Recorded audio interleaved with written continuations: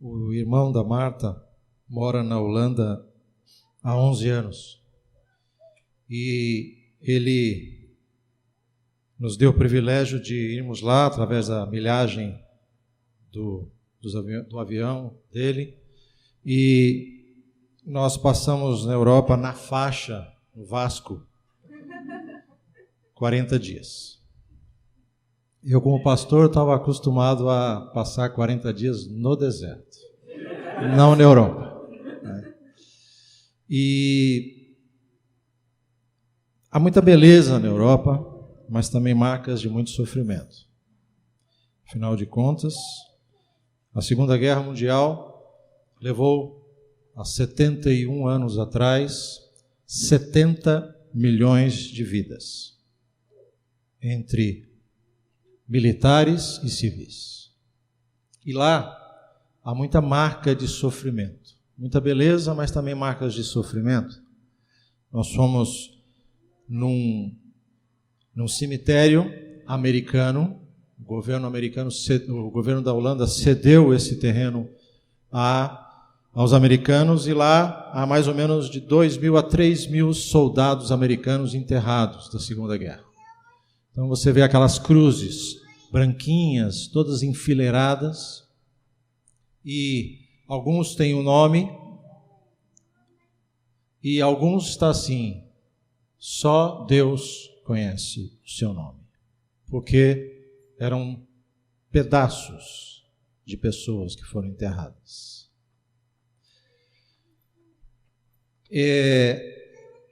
Nós fomos no Museu da Corrie ten Boom, em Amsterdã, e vimos ali o espacinho atrás de uma parede falsa, onde durante 6 anos foram mantidos uma família de 6 judeus ali dentro, vivendo, escondidos por esta família cristã. E teve um dia que, na casa do meu cunhado, eu assisti o filme Os 33. Alguém já assistiu? Daqueles mineiros chilenos que ficaram a 600 metros de profundidade, que foram resgatados. Eu tenho claustrofobia. Então, o fato já de assistir aquele filme já me sufocou, porque eles foram resgatados de um cilindro, eles perfuraram 600 metros e puxaram aqueles 33 dentro daquele cilindro. Então você imagina, você está dentro de um cilindro, a parede aqui na sua frente, 20 minutos para subir. Eu não sei se eu conseguiria. 20 minutos abrindo os olhos e enxergando parede e dizendo: olha, pode emperrar no meio.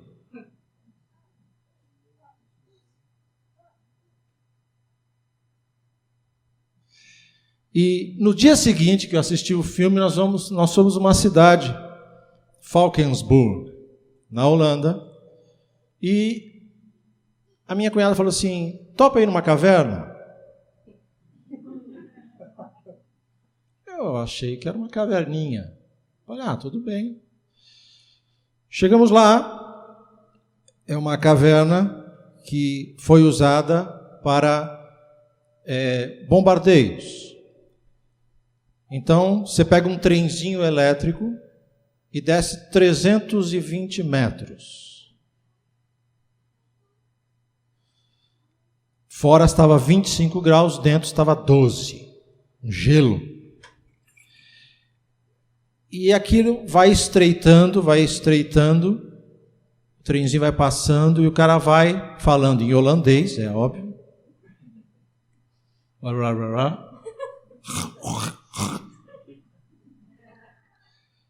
E eu apavorado, essa era a palavra, eu estava apavorado. E dentro dessa caverna você via, assim escrito em inglês, olha, lugares para 70 pessoas, para 80 pessoas, buracos assim, onde eles se refugiavam. Então, havia beleza, mas muito sofrimento. E hoje nós vamos falar sobre sofrimento. Sofrimento do apóstolo Paulo. Então, abra sua Bíblia em Colossenses capítulo 1, versículo 24. Vamos lembrar que no versículo 23 anterior, no finalzinho do versículo, diz: esse é o evangelho do qual eu, Paulo, me tornei ministro. E a partir do versículo 24, ele vai fazer uma apologia do evangelho, uma defesa do evangelho e também do seu ministério, do seu apostolado. E ele começa assim: agora me alegro em meus sofrimentos por vocês.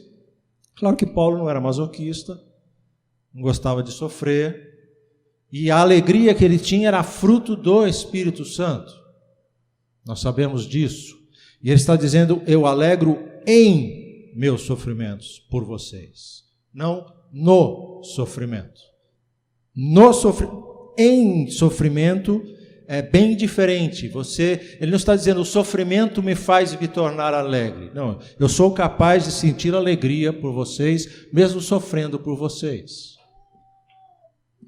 E completo no meu corpo, na minha carne, o que resta das aflições de Cristo, em favor do seu corpo, que é a igreja. Amados, talvez a gente leia esse versículo e diz assim: o que resta das aflições de Cristo em favor do seu corpo, que é a igreja. Isto é, o sacrifício de Jesus não foi total. É necessário que nós cristãos soframos para que haja uma salvação completa. Não é isso que o texto está dizendo. Aqui é um sofrimento ministerial, de serviço para a igreja, e não expiatório.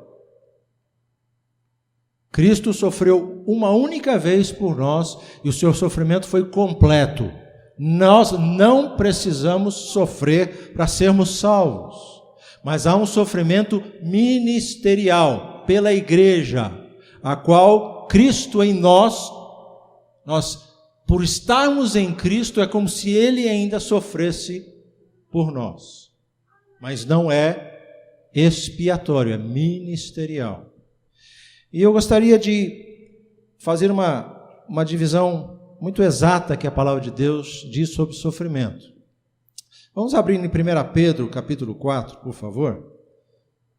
1 Pedro, capítulo 4, a partir do versículo 12. 1 Pedro, capítulo 4, a partir do versículo 12. Amados, não se surpreendam com o fogo que surge entre vocês para os provar, como se algo estranho lhes estivesse acontecendo. Mas alegrem-se à medida que participam dos sofrimentos de Cristo, para que também, quando a sua glória for revelada, vocês exultem com grande alegria. Se vocês são insultados por causa do nome de Cristo, felizes são vocês, pois o Espírito da glória, o Espírito de Deus, repousa sobre vocês. Se algum de vocês sofre, que não seja como assassino, ladrão, criminoso ou como quem se intromete em negócios alheios. Então, queridos, se nós matarmos alguém, nós não estamos sofrendo por Cristo. Se roubarmos alguém, não estamos sofrendo por Cristo. Se formos criminosos, também não. E se nos intrometemos em negócios alheios, também não. Há pessoas que dizem: estou sofrendo por Cristo. Não, está sofrendo pelas suas falhas, não pelo Senhor. Versículo 16: contudo, se sofre como cristão, não se envergonhe, mas glorifique a Deus por meio deste nome.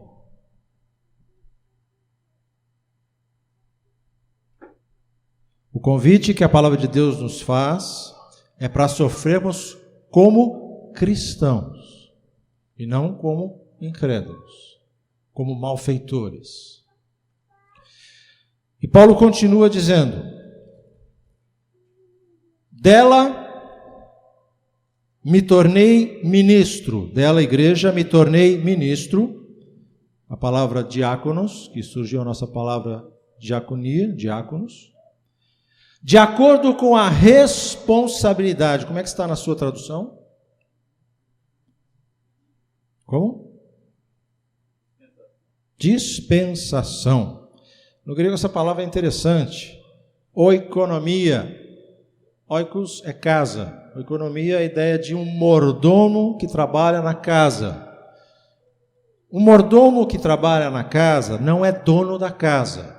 Não é dono dos objetos da casa. Ele faz o quê? A economia daquela casa, a administração. E Paulo está se colocando como o quê? Um administrador, um responsável por manter a casa de Deus em ordem. De acordo com a responsabilidade, por Deus a mim atribuída, de apresentar-lhes plenamente a palavra de Deus. Isso é importante, amados. Apresentar plenamente a palavra de Deus. Vamos abrir em Atos, capítulo 20, por favor. Atos 20, a partir do versículo 17. Atos 20, a partir do versículo 17. De Mileto, Paulo mandou chamar os presbíteros da igreja de Éfeso. Presbíteros, anciãos, pastores, bispos, eram palavras intercambiáveis, queriam dizer a mesma coisa.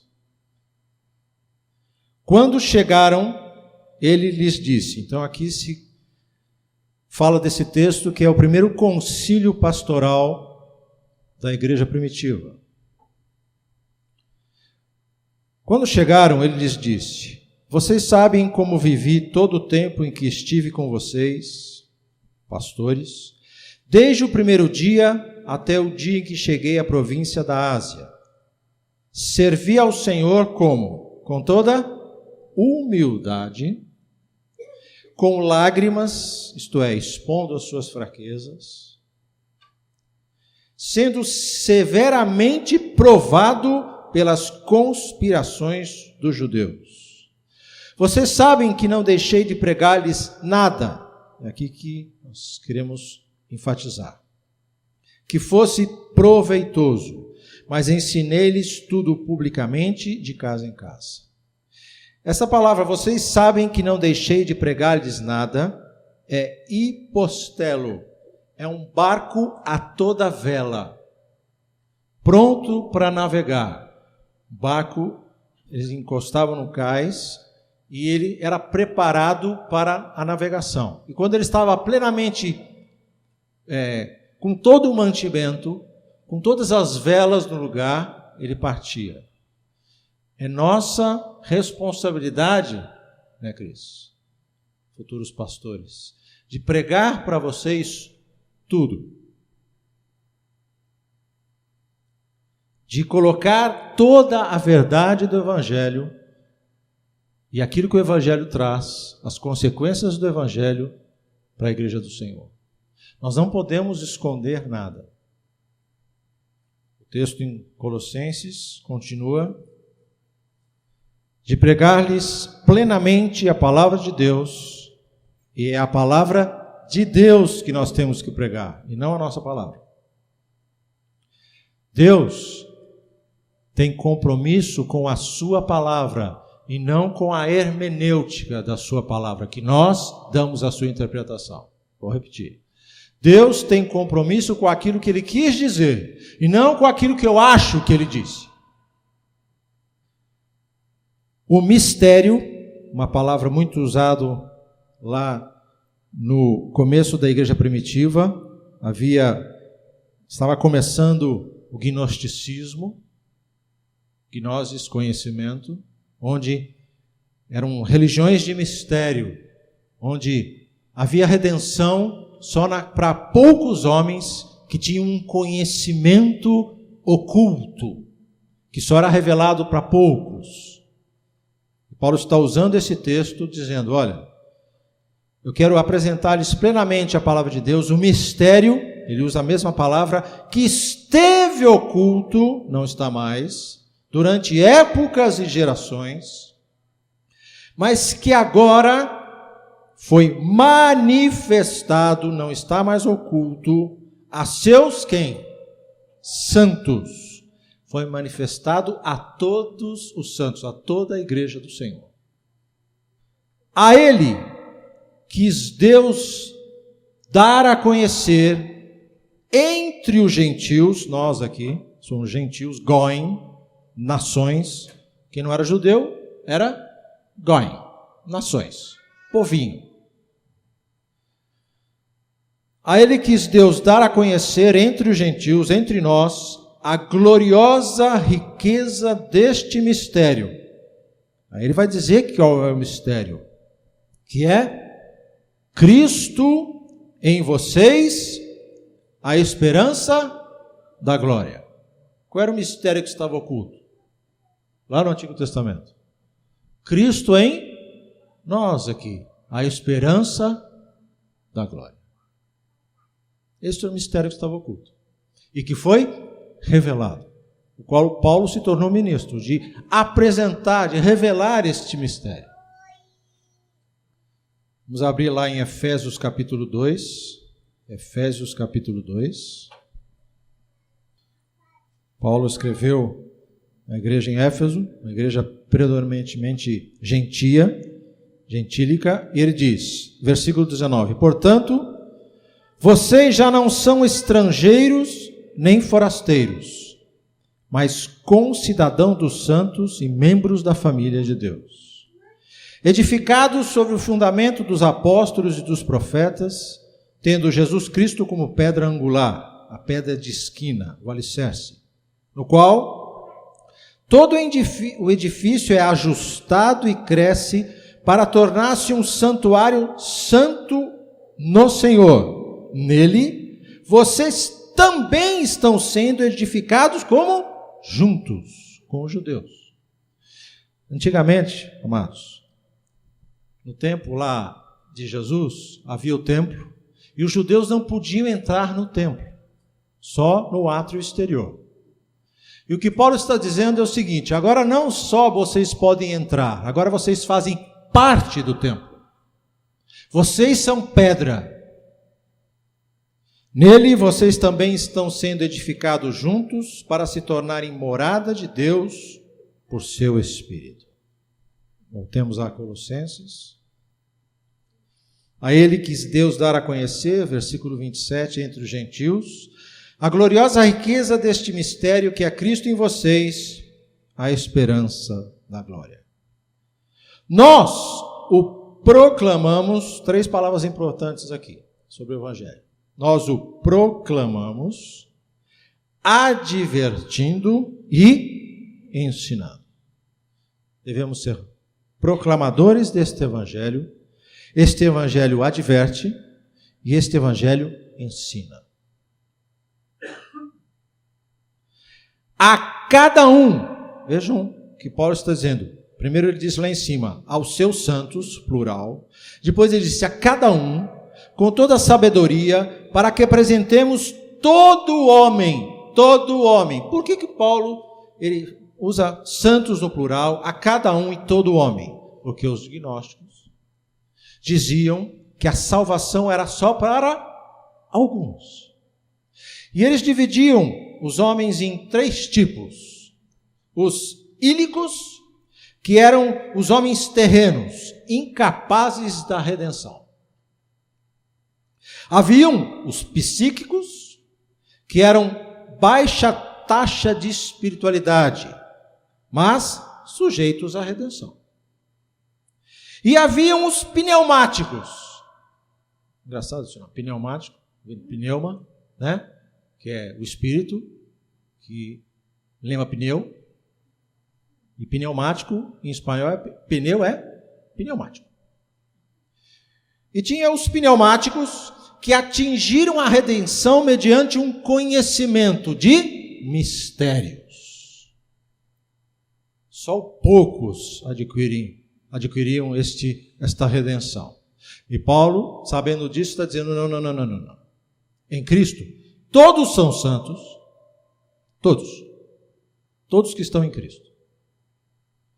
Cada um e todo homem, o quê? perfeito em Cristo, ou maduro, completo, teleios, completo, uma palavra importante que aparece em Hebreus. Completo. Onde somos completos para a redenção? Em Cristo Jesus. Só em Cristo Jesus. Queridos, vou parafrasear aqui Vinícius de Moraes. Que me desculpem os cristãos nominais, mas novo nascimento é fundamental. Vinícius dizia que me desculpem as feias, mas beleza é fundamental. Só há salvação para aqueles que têm conhecimento de Cristo. E Cristo, como cantamos, na cruz. Para isso, eu me esforço, agonizomai, que gerou a nossa palavra agonia. Eu me esforço, lutando conforme o quê? A sua força, a sua energia. Paradoxos da graça. Nós lutamos, mas quem luta é Cristo em nós, através do seu nome, através do seu poder. Mas é necessário o esforço. Viver pela graça não é viver numa rede, esperando Jesus voltar. Aleluia. Mas é trabalhar, é se esforçar, mas na força dele. Para isso eu me esforço, lutando conforme a sua força, que atua poderosamente em mim. Queridos, nós que vivemos nas Américas, ainda não passamos, nosso sofrimento é diferente.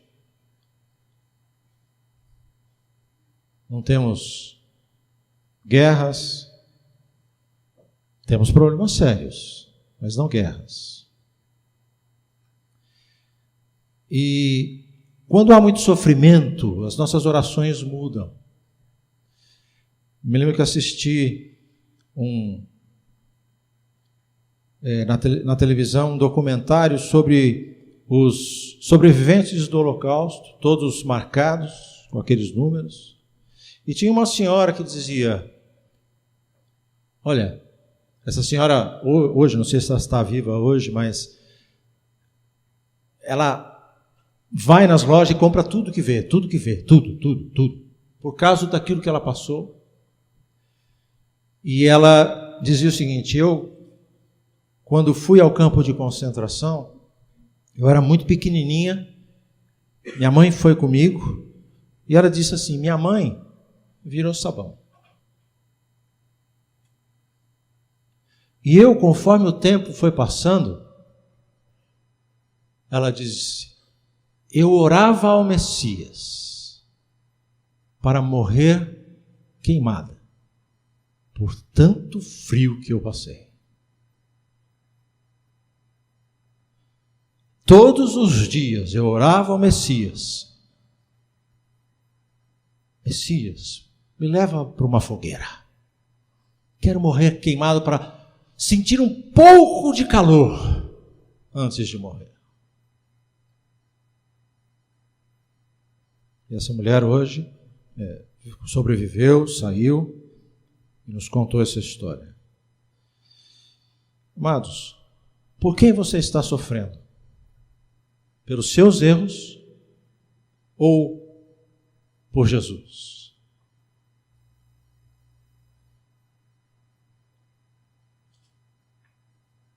Se você está sofrendo pelos seus erros, pelos seus pecados, a cruz é o nosso lugar. Mas este sofrimento não é por Cristo. O Senhor nos convoca a um outro tipo de sofrimento. Sofrer por fidelidade a Ele. Por fazer as coisas corretas. Paulo diz que, na sua carta aos Coríntios, que se não há ressurreição, somos os mais miseráveis de todos os homens. Por quê? Porque nós cremos em ressurreição. Se não há, primeira infelicidade. E a outra qual? É vivermos aqui de forma santa, dizendo não aos prazeres, a alguns prazeres, mas se não há ressurreição, então somos duas vezes infelizes. Não há ressurreição e não aproveitamos aqui. Feche sua Bíblia, por favor. O pastoreio, ele traz marcas no nosso coração. E cicatrizes que nesses meus 25 anos, 26 anos de pastoreio tem. E essas cicatrizes nos faz muitas vezes ter medo de sofrer de novo. Mas isso não deve acontecer. Temos que nos entregar ao Senhor e dizer para Ele que a tua graça e que a força que opera nessa graça possa me ajudar a enfrentar sofrimentos por Cristo e consertar sofrimentos que não são dele, que não foram provocados pelo seu nome, por erros nossos. Eu viajei numa quinta-feira. Na segunda-feira anterior, eu estava no hospital com a minha filha, com a Gabriela, ela está fazendo os exames, e eu entrei no meu aplicativo do banco, e estava lá assim, menos. Eu tinha entrado 20 minutos antes, estava mais.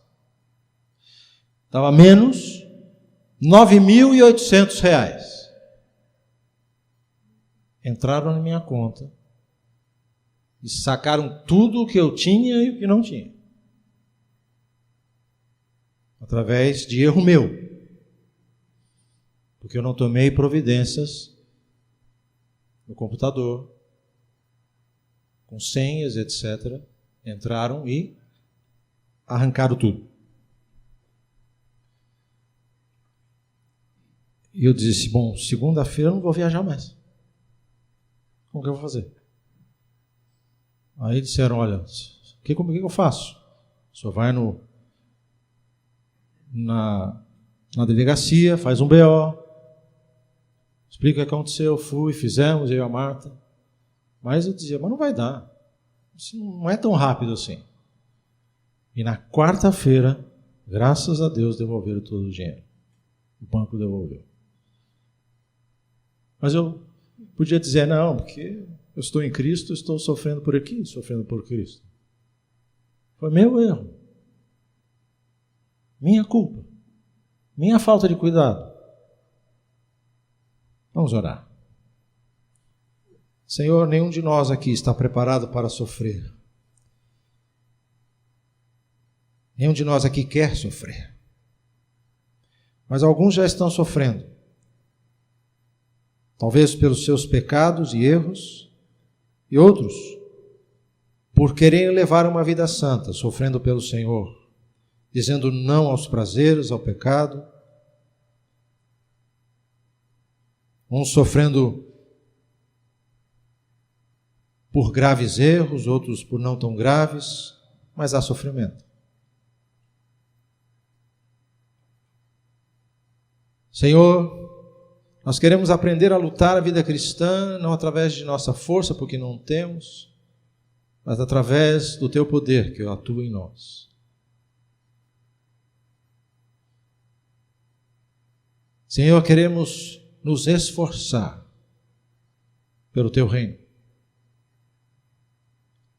Mas as armas que devemos lutar, essas armas vêm do Senhor.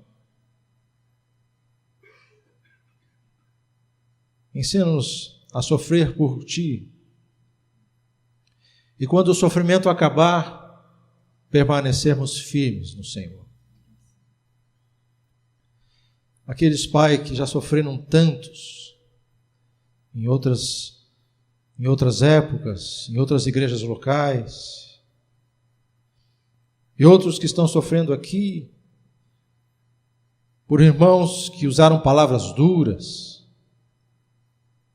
irmãos que os feriram. Oh Deus, que haja acerto,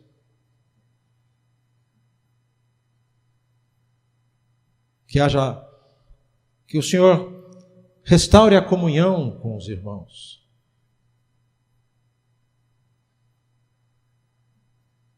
Senhor, coloca um bálsamo sobre nós, sobre nosso coração ferido. Restaura-nos, restaura aqueles meus irmãos que sofreram ministerialmente há tempos atrás e que ainda hoje têm tanto medo de amar, de se abrirem para não ser feridos de novo. Restaure esses corações. Nós pedimos em nome de Jesus. Amém.